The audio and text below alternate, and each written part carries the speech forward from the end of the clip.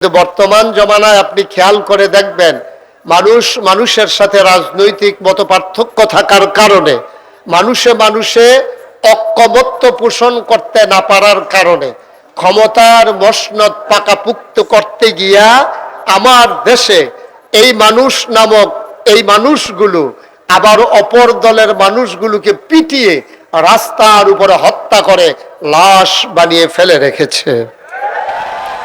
মানুষের উপরে নৃত্য করেছে মানুষ, গোটা পৃথিবীর মানুষ অবাক বিশ্বে তাকিয়ে দেখেছে।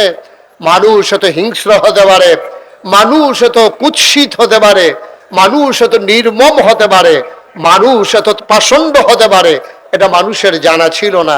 কিন্তু পৃথিবীর ইতিহাস এই বদলে দিয়ে বাংলাদেশে এই ঘটনা ঘটিয়েছে যা পৃথিবীর ইতিহাসকে কলঙ্কিত করেছে। বন্ধুগণ, খুব মনোযোগের সাথে কথা শুনতে হবে। খরগোশের মতো কান খাড়া করে, মাছের মতো নিষ্পলক নয়নে আমরা কথা শুনবো ইনশাআল্লাহ, হৃদয়ে প্রাণ ভরে। আল্লাহ যেন কবুল করে, সবাই পড়ি আমিন। অনেক বড় বড় ওলামায়ে কেরাম আমার পরে তালিকায় আছেন, ওয়েটিং এ আছেন, অন দা ওয়ে। ওনারা আসতেছেন ইনশাআল্লাহ, ওনারা কথা বলবেন। আমিও যাদের কথা শুনি এমন বক্তারা আমাদের মাঝে এখনো বাকি আছেন। ওনারা কথা বলবেন, আপনারা হৃদয় ভরে শুনবেন, মনোজার করে শুনবেন। 1 বছর পরে আবার মাহফিল হবে, ইচ্ছে করলেও মাঝে আয়োজনটা করার সম্ভব হবে না। সুতরাং খুব মনোযোগের সাথে আমরা বসবো এবং শেষ পর্যন্ত থাকার চেষ্টা করব। আল্লাহ যেন কবুল করে, সবাই পড়ে আমিন। বন্ধুগণ, আল্লাহ তাবারক ওয়া তাআলা দুনিয়ার ভিতরে যখন মানুষ পাঠালেন, আল্লাহ চান না একটা মানুষ জাহান্নামে চলে যাক। আল্লাহ চান সবগুলো মানুষ যেন জান্নাতে যেতে পারে। আর জান্নাতে নেওয়ার জন্যই সকল আয়োজন। নবীদেরকে পাঠানো বলেন, দিন আপনাদের সামনে তুলে ধরা বলেন, এই যে ওয়াজ মাহফিল, জুমার খুতবা, মাদ্রাসা, মক্তব, ইউনিভার্সিটি, তারপরে কামিল মাদ্রাসা, যা কিছু আপনি দেখছেন, প্রিন্ট মিডিয়া, ইলেকট্রনিক্স মিডিয়া, সব কিছুর একটাই এই ছোট আয়োজন, একটাই কারণ, আমরা যেন জান্নাতে যেতে পারি। আমরা কি জান্নাতে যেতে চাই? কি ঘুমাই গেছেন নাকি আপনারা? আমার ওয়াজে এত আস্তে কইলেন, অন্যরা সময় কি করেন কি জানি, আল্লাহই জানে। হ্যাঁ, আপনারা ঘুমাই গেছেন সবাই? আওয়াজটা একটু জুড়ে দিতে হবে না? আমরা কি সবাই জান্নাতে যেতে চাই? আপনাকে হাত উঠাইয়া বললে ভালো হবে না? তাহলে বোঝা যাবে যে আমরা ঘুমাই নাই নাকি। ঘুমের ভিতর থেকে হাত উঠাইছেন নাকি? ওকে, ফাইন। আমরা সবাই জান্নাতে যেতে চাই না? ইনশাআল্লাহ আমরা অবশ্যই জান্নাতে যেতে চাই। আমরা জান্নাতে যাওয়ার জন্যই সকল আয়োজন। জান্নাতে আমরা যেতে চাই, কিন্তু আফসোস কি জানেন? আমরা যেতে চাই জান্নাতে, উঠে গেছি আমরা জাহান্নামের গাড়িতে। ঠিক কিনা বলেন? গোটা বিশ্ববাসী আজকে ডেস্ট্রয়, একেবারে ধ্বংসের দ্বার প্রান্তে পৌঁছে গেছে। গোটা বিশ্ববাসী, শুধু বাংলাদেশ নয়, গোটা বিশ্বে প্রায় 800 কোটি মানুষ, এখন 250 কোটি মুসলমান, সব জায়গায় মানুষগুলো ধ্বংসের দ্বার প্রান্তে পৌঁছে গেছে। যদিও এই জামানাকে আয়ামে জাহিলিয়া বলা হয় না, কিন্তু আয়ামে জাহিলিয়াকেও হার মানিয়ে দিয়েছে আজকের এই পৃথিবী। আজকের এই যে আমাদের যে অবস্থা, একেবারে আয়ামে জাহিলিয়াতকেও হার মানিয়ে দিয়েছে। আজকে তৎকালীন জমানায় মানুষগুলো মানুষের উপর অত্যাচার করত, নির্যাতন করত, মানুষের উপরে নিপীড়ন করত। কিন্তু বর্তমান জমানায় আপনি খেয়াল করে দেখবেন, মানুষের সাথে রাজনৈতিক মতপার্থক্য থাকার কারণে মানুষে ঐক্যমত্য পোষণ করতে না পারার কারণে ক্ষমতার মসনদ পাকাপুক্ত করতে গিয়া আমার দেশে এই মানুষ নামক এই মানুষগুলো আবার অপর দলের মানুষগুলোকে পিটিয়ে রাস্তার উপরে হত্যা করে লাশ বানিয়ে ফেলে রেখেছে। মানুষের উপরে নৃত্য করেছে মানুষ, গোটা পৃথিবীর মানুষ অবাক বিশ্বে তাকিয়ে দেখেছে। মানুষ এত হিংস্র হতে পারে, মানুষ এত কুৎসিত হতে পারে, মানুষ এত নির্মম হতে পারে, মানুষ এত পাষণ্ড হতে পারে, এটা মানুষের জানা ছিল না। কিন্তু পৃথিবীর ইতিহাস এই বদলে দিয়ে বাংলাদেশে এই ঘটনা ঘটিয়েছে যা পৃথিবীর ইতিহাসকে কলঙ্কিত করেছে। পরিণামে কি হলো? পরিণামে তাই হলো যা হবার। গোটা পৃথিবীর মানুষগুলো বাংলাদেশের একটা প্রেক্ষাপটে যখন মানুষগুলো ফুসে উঠলো, খেপে উঠলো, মানুষগুলো যখন আর নির্যাতন সইতে পারছিল না, তখন সবাই মিলে চেয়েছিল যখন দফা এক দাবি এক, পদত্যাগ পদত্যাগ। আল্লাহ তা মেনে নিলেন না, আল্লাহর ফায়সালা ভিন্ন হয়ে গেল। আল্লাহ রায় দিয়ে দিলেন দফা এক দাবি এক, দেশ ত্যাগ দেশ ত্যাগ। ঠিক কিনা বলো? গোটা পৃথিবীর মানুষ চাইল পদত্যাগ, গোটা বাংলাদেশের মানুষ, আপামর জনতা, রাজনৈতিক নেতৃবৃন্দ সবাই চাইল পদত্যাগ, আর আল্লাহ ঘটাই দিলেন দেশ ত্যাগ। এটাই হচ্ছে আল্লাহর ফায়সালা। ঠিক কিনা বলেন? এই ফায়সালা কার? কথা কোন, এই ফায়সালা কার? আল্লাহ যা বলেন তা করেন নাকি করেন না? কম কম না বেশি বেশি? কুরআনুল কারীমে 30 পারায় সূরা বুরুজের শেষ অংশে আল্লাহ কত সুন্দর করে ওয়াজ করে দিলেন। আল্লাহ বলেন, ফাআলুল লিমা ইউরিদ। আমার আল্লাহ এমন আল্লাহ, তার যা মন চায় ওই কাজটাকে আমার আল্লাহ বেশি বেশি করে দেন। বলেন সুবহানাল্লাহ। আল্লাহ দুনিয়ার মানুষের মতো না। দুনিয়ার মানুষ বলে একটা, করে আর একটা। ঠিক কিনা? অসুখে পড়লে একরকম, ভালো হয়ে গেলে আরেক রকম, বিপদে পড়লে একরকম, বিপদ দূর হয়ে গেলে আরেক রকম, ক্ষমতায় থাকার সময় একরকম, ক্ষমতা চলে গেলে আরেক রকম। ঠিক কিনা? সারাটা বছর টেলিভিশনটা খুললেই, পত্রিকার পৃষ্ঠা উল্টালেই সারাটা বছর একটাই খবর, খেলা হবে খেলা হবে। ঠিক কিনা? শৈলান্তা যে কথা কন লাগে না, এটা কথা কইলেই হয়। তুমি যে কইতেছো খেলা হবে খেলা, হ্যাঁ তার হইলে ওপেন হার্ট সার্জারি হয়ে যাচ্ছে। তাহলে খেলা করার লাগে দুইজনে দৌড়া। হেতে যদি কয় খেলা হবে, তো ফলাফাইলে কয় তো নামেন। এখন ফলাফাইন নামছে, হেতে ভাগিয়া গেছে। এখন খেলা হইতেছে এক সেটে, গোল দিতে দিতে দিতে দড়ি গিটাইতে গিটাইতে দড়ি শেষ, গোল দেওয়ার শেষ হয় না, কারণ প্লেয়ার নাই তো, বাধা দেবেন না, নাই একসেটিয়া গোল। নাউজুবিল্লাহ বলবেন না? জোরে বলবেন না নাউজুবিল্লাহ? সুতরাং বুঝতে হবে আমাদের চিন্তা ভাবনার আল্লাহর ফায়সালা হলো আরেক। ঠিক কিনা বলেন? এই মানুষগুলো যখন আল্লাহ বানিয়েছিলেন, ফেরেশতাদেরকে যখন বলেছিলেন ইন্নী জাইলুন ফিল আরদি খলিফা, আমি একটা কওম, আমি একটা সম্প্রদায়, আমি একদল মানুষ বানাতে চাই। ফেরেশতারা বলছে বানানোর দরকার নাই, মানুষ বানাবেন, মারামারি করবে, কাটাকাটি করবে, ঝগড়া বিবাদ করবে, কি দরকার মানুষ বানানোর? আল্লাহ তাবারক ওয়া তাআলা তাদের যুক্তি মানলেন না, বুদ্ধি শুনলেন না। তিনি ঘোষণা দিয়ে দিলেন, ইন্নী আ'লামু মা লা তা'লামুন, আমি যা জানি তোমরা তা জানো না। বলেন সুবহানাল্লাহ। মানুষ বানানো হয়ে গেল। একটা মানুষ জাহান্নামে যাক, আমি শুরুতেই বলছিলাম আল্লাহ চান না। সব জান্নাতে গেলেই আল্লাহ লাভ, কারণ আল্লাহ বড় আদর করে মানুষ বানিয়েছেন। আফসোস কি জানেন? আল্লাহ চান আমরা জান্নাতে চলে যাই, কিন্তু আমরা জাহান্নামের দিকে এমন দৌড় দিছি, এটা থেকে উঠে আসা বড় মুশকিল, ফিরে আসা বড় মুশকিল। এখন হার্ট ব্রেক কইরাও আমাদের ফিরে আসার আর সুযোগ নাই। কারণটা কি? আজকে সেই কারণগুলো চিহ্নিত করব। কেন মানুষগুলো আজকে জাহান্নামের দিকে দৌড় দিয়ে আছে, কেন ওরা ফিরতে পারছে না, এগুলো ইনশাআল্লাহ পর্যায়ক্রমে আলোচনা।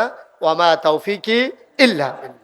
বন্ধুগণ, আল্লাহ তাবারক ওয়া তাআলা জান্নাতে দেওয়ার জন্য মানুষদেরকে অনেকগুলো চেষ্টা করেছেন, অনেক চেষ্টা, অনেকভাবে আল্লাহ চেষ্টা করেছেন, কিন্তু মানুষগুলো পারল না। কেন মানুষগুলো পারল না? অনেক কারণে। এক নম্বরে হচ্ছে সে ব্যক্তি জীবনটাকে গুছিয়ে নিতে পারেনি।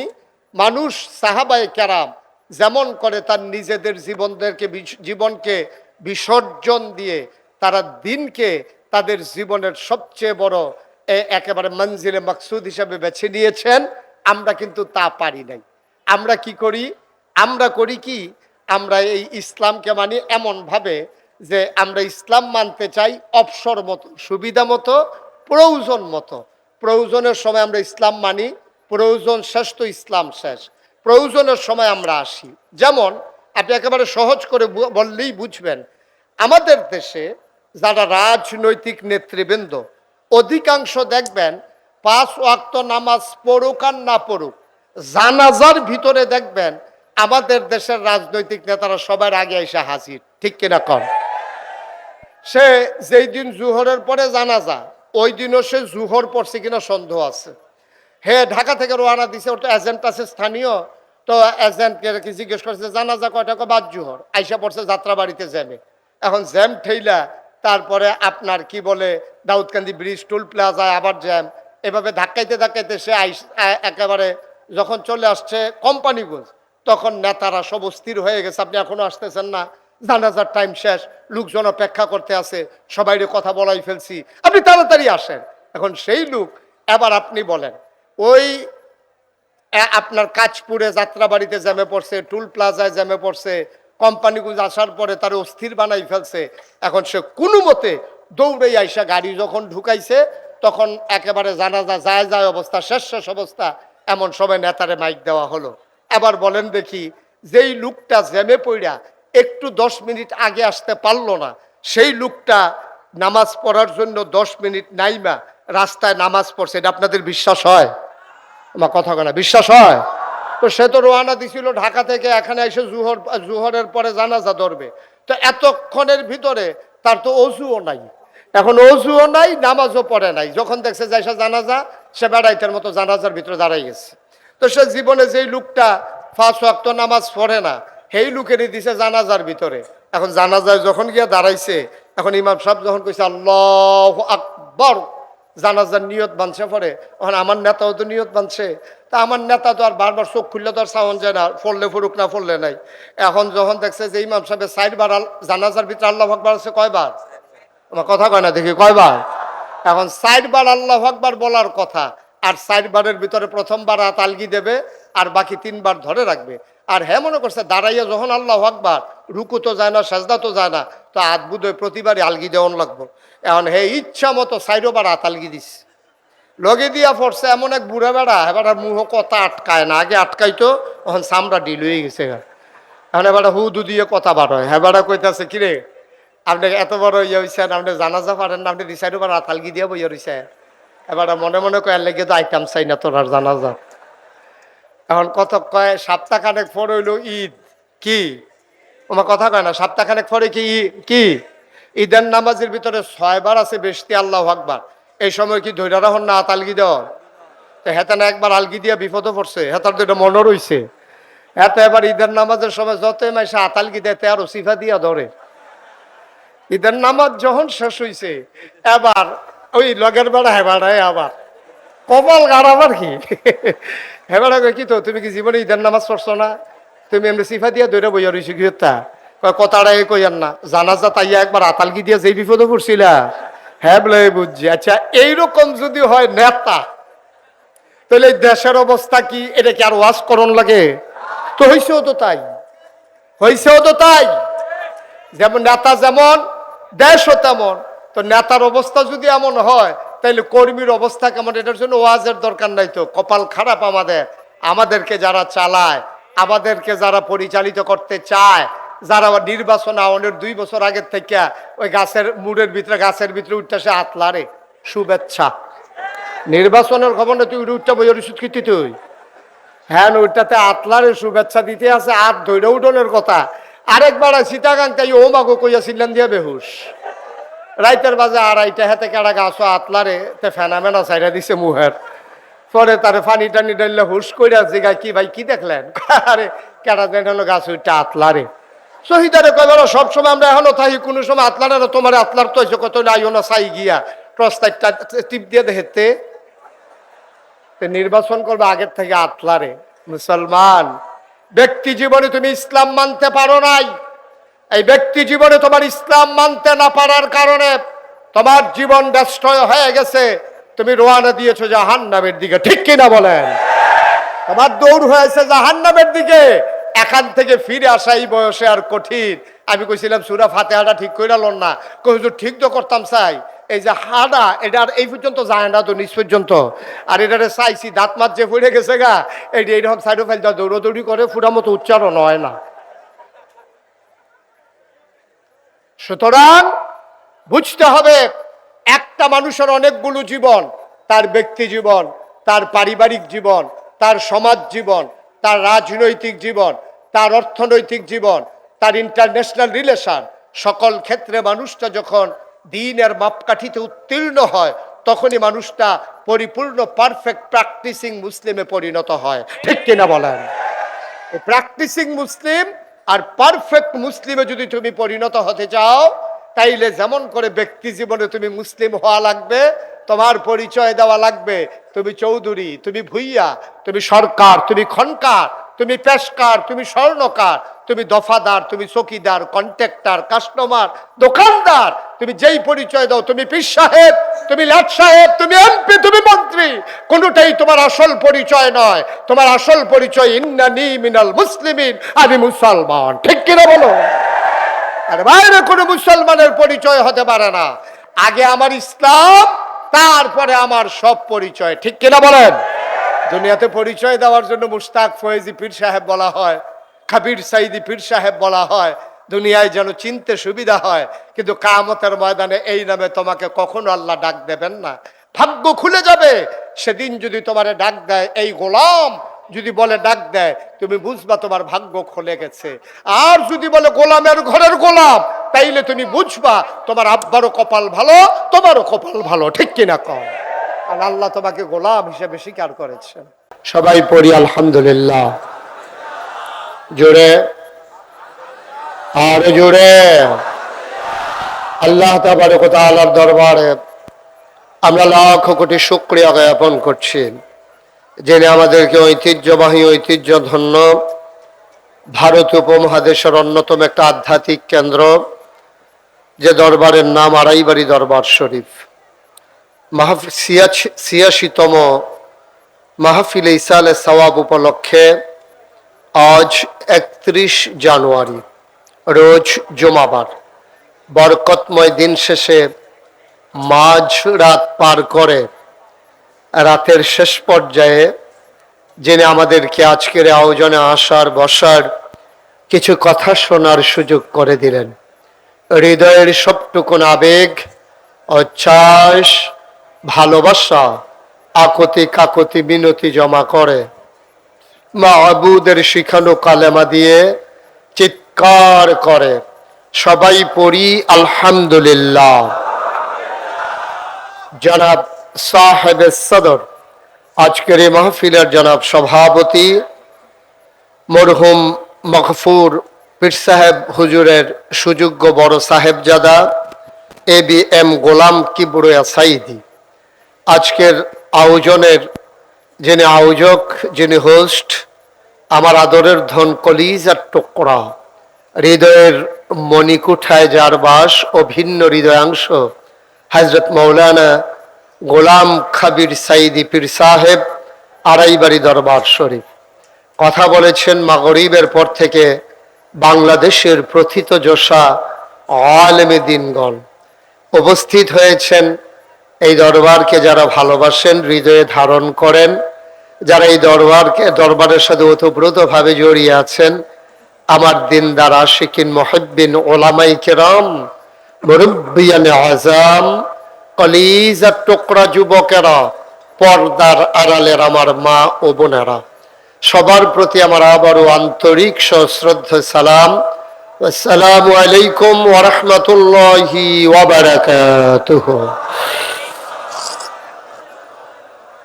বন্ধুগণ, সেই রাত জেগে আপনারা দীর্ঘ সময় নিয়ে কথা শুনে আসছেন। এত রাত পর্যন্ত থাকা, এটা মহব্বত না থাকলে হয় না। শুধু ওয়াজ শোনার জন্য এতক্ষণ পর্যন্ত থাকা যায় না। এটা ভালোবাসার বন্ধনে যখন জড়িয়ে যায় মানুষ, যখন মানুষ মানুষের সাথে একীভূত হয়ে যায়, তখনই মানুষ সবগুলো ভুল এক পাশে ফেলে, তখন মানুষগুলো নির্ঘুম রাত কাটাতে তারা আর সংকোচ বোধ করে না। ইংরেজিতে একটা কথা আছে, লাভ does not keep A record of রং। ভালোবাসা কখনো ভুলের হিসাব রাখে না। ভালোবেসেছেন বলেই ছুটে এসেছেন, ভালোবেসেছেন বলেই বসে রয়েছেন, ভালোবেসেছেন বলেই ফজর পর্যন্ত থাকবেন ইনশাআল্লাহ। এটা একটু দুর্বল না, মানে থাকবেন না এটাই কথা না? আমরা সবাই থাকবো ইনশাআল্লাহ, যদিও কারো প্রয়োজন হয় আমরা শেষ করে আবার এসে বসে যাব ইনশাআল্লাহ। আল্লাহ যেন কবুল করে, সবাই পড়ি আমিন। জোরে, আরো জোরে।